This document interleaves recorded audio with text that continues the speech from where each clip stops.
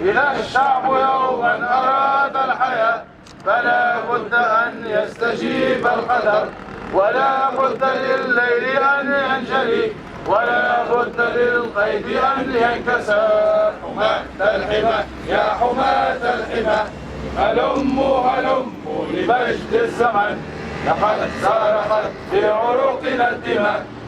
الآن الشغل البرقية هذه أنا الخاصة بتشجيع على حمد عوالم في قران نتيجة الاعتماد عدم اعتماد مقاييس موضوعية في إسناد الترقيات. الترقيات هذه ما كناش ننتظروا، كنا ننتظروا أكثر من هيك، إلا أنه الشيء اللي صار فما تهميش صار الترقيات هذه هو تهميش مؤثر، هو تهميش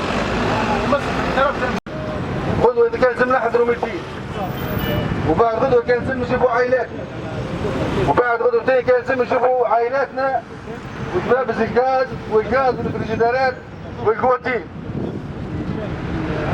نخدموا 12 على 12 وعندنا من الحماس والثقة في النفس والجهوزية والقدرة والتجربة باش نحموا حدود، فما بالك بحقوق.